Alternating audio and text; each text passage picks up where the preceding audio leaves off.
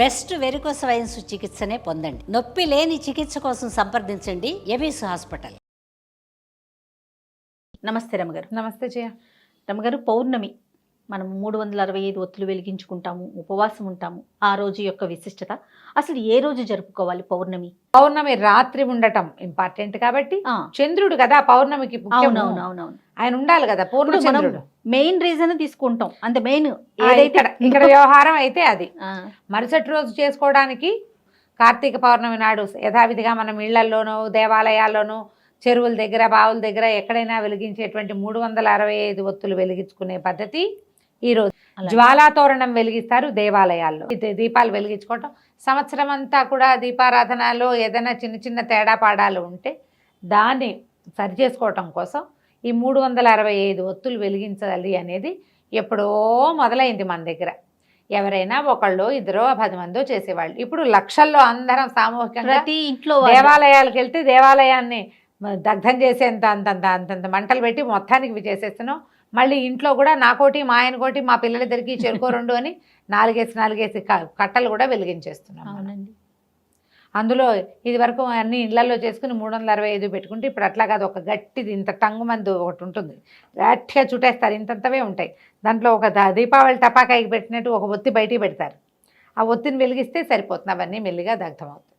అవును, సూక్ష్మంలో మోక్షాలు బోల్డ్ అని వచ్చినాయి.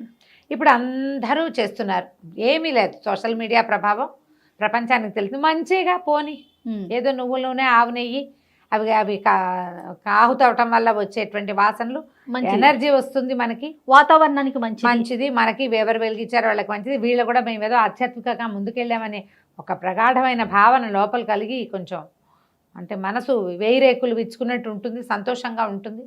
మంచిదే, చేయగలిగితే చేసుకోవచ్చు, ఉంటాము.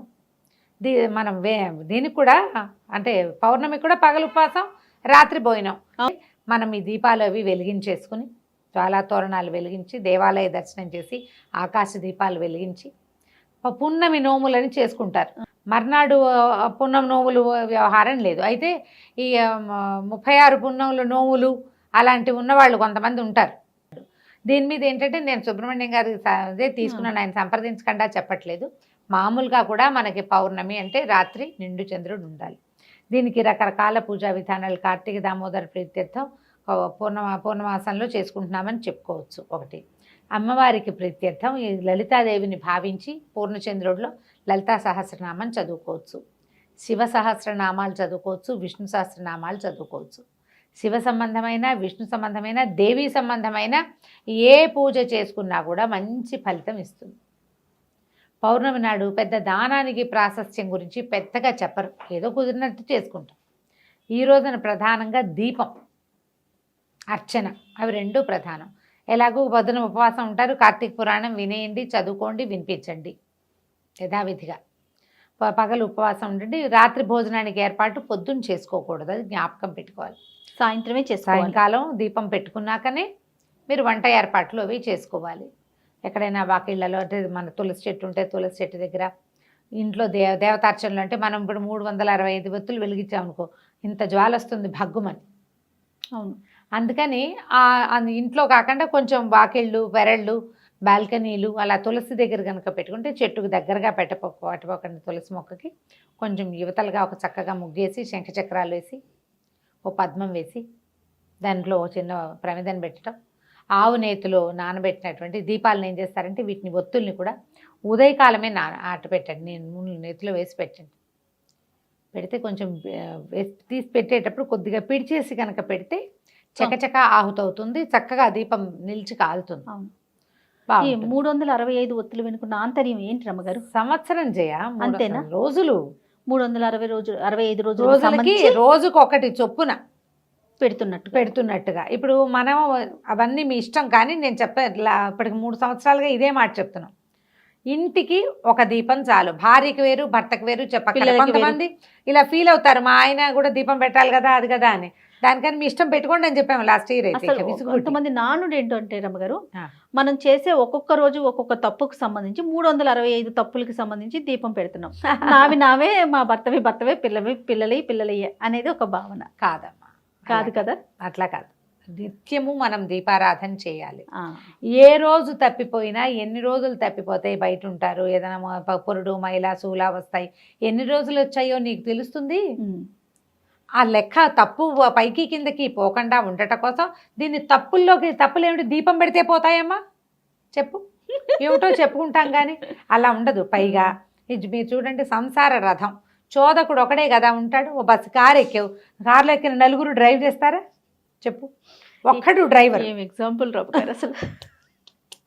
ఒక్క డ్రైవరు, ఇంటికి ఒక్క దీపారాధన. భార్యాభర్త ఇద్దరు దీపం పెట్టినా, మనం ఇదివరకు చెప్పినప్పుడే నేను చెప్పాను, భర్త దీపం పెట్టి బయటికి వెళ్ళారనుకోండి, నువ్వు ఇంకొక ప్రమిద పెట్టి ఇంకో ఒత్తి పెట్టకు, అందులోనే నూనె పోయి, అది పద్ధతి.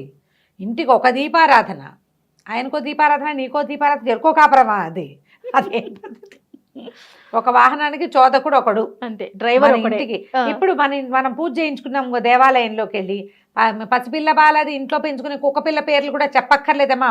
అసలు నాకు ఎంత విసుగ్గా ఉంటుందో, గుళ్ళలో వింటానా 100 పేర్లు చెప్తారు. అవును, ఆయన ఒట్టి నామకే వాస్తే చెప్తున్నాడు, దానివల్ల ప్రయోజనం లేదు.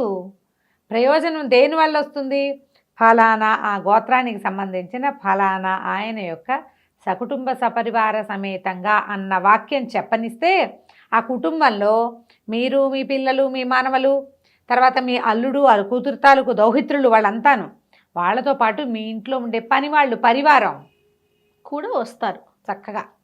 అందరి పేర్లు చెప్పక్కర్లా, అలా అక్కడ గుళ్ళో చెప్తాం కాబట్టి అందరి పేర్లతోటి నలుగురికి 4 దీపాలని పెట్టారు ఒకళ్ళు, నాకు తెలుసు, అందుకనే చెప్తాను. అలా చేయవలసిన అవసరం లేదు. మరి పిల్లల పేరుతోటి అంటారు, అమ్మా నాన్నకి చేస్తే పిల్లలకి చేసినట్టే కాదు, అంతే కదా కదా. అలా ఎలా అవుతుంది, మేము తింటే వాళ్ళు తిన్నట్టు అవుతుందా అలాంటి ఎవరి ఫలితం చొప్పదండి వాళ్ళదే కదా. ప్రశ్నలు వేయకండి, చొప్పదండి ప్రశ్నలు. ఎవరి ఫలితం వాళ్ళదే కదా, ఎవరి పుణ్యం వాళ్ళదే కదా, ఇలాంటి ప్రశ్నలు వస్తూ ఉంటాయి, అనుమానాలండి. అది అలా ఉండదు. దైవ సంబంధమైన వ్యవహారాల్లో అట్లా ఉండదు. నలుగురికి 4 దీపాలు అక్కర్లా. మీరు ఒక పని చేయండి, మీకు అలాంటి వాంఛ కోరిక అలా ఉంటే, దీపం పెట్టాం కదా 365, మీ ఆయన వచ్చి ఒక చెంచాడు నెయ్యి వేయండి, పిల్లల్ని కూడా చెరుకో స్పూను నెయ్యి అందులో వేయించండి, ఆ ప్రమిదలో దండం పెట్టించండి. అది ప్రధానం కదా, అది ప్రధానం. దీపాలు తలా ఒక ఒత్తి, పోనీ 365ని 4 భాగాలు చేయండి, ఒక ప్రమిదలోనే పెట్టండి, వెలిగించండి. సూక్ష్మంలో మోక్షం అవుతుంది. 4 వేరు ఏమి పెట్టవలసిన అవసరం లేదు. అలా ఆలోచించద్దు, ఇలా ఆలోచించండి. ఈ కుటుంబం ఒకటి, దీనికి ఒక్క పూజ గది, ఒక్క దేవుడు, ఒక్క దీపం, హాయిగా ఉంది చూడు. అవును, ప్రశాంతంగా ఇలా ఆలోచించి చక్కగా దీపం పెట్టండి, మంచి నైవేద్యం ఏదైనా చేసి పెట్టండి, పాయసాలు అవి నివేదన పెట్టచ్చు, అరటిపళ్ళు తలమిడి నివేదన పెట్టచ్చు, వడపప్పు పానకము పెట్టచ్చు, అన్నం వండి పప్పు కూర పులుసు చేసి అన్నం పూర్తిగా వండేసి మహానివేదన కూడా చేసుకోవచ్చు ఈ దీపాలు వెలిగే వేళలో. రమ్మగారు, ఏ స్త్రీలైనా చేసుకోవచ్చా? ఇలాంటి నియమాలు అసలు ఏమైనా ఉంటాయా? 365 ఒత్తులుగా అందరూ చేసుకోవచ్చు, దానికి ఏం అభ్యంతరం లేదు. ఎందుకంటే దీపం పెట్టడానికి ఇలాంటి ఏ అభ్యంతరం ఉండదని కార్తీక పురాణంలో గాథల్లోనే చాలా సార్లు చెప్పడం జరుగుతుంది కదా, చాలా సార్లు చెప్తారు. మీరు వెళ్ళగలిగి దేవాలయంలోనే ఈ ఒత్తులు వెలిగించుకోగలిగితే మంచిది. దేవాలయంలోనే పెట్టాలి, ఇంట్లో పెట్టకూడదు అన్న నియమం అయితే లేదు. ఇంట్లో పెట్టుకోవచ్చు, తులసి చెట్టు దగ్గర పెట్టుకోవచ్చు. ఇంటికి పెడగా పక్కన పెరట్లో వాకిట్లో ఒక తులసి చెట్టు, ఓ ఉసిరి చెట్టు ఉంటే అక్కడ కూడా దీపం పెట్టుకోవచ్చు, ఏమీ తప్పలేదు. రైట్. నమస్తే. నమస్తే.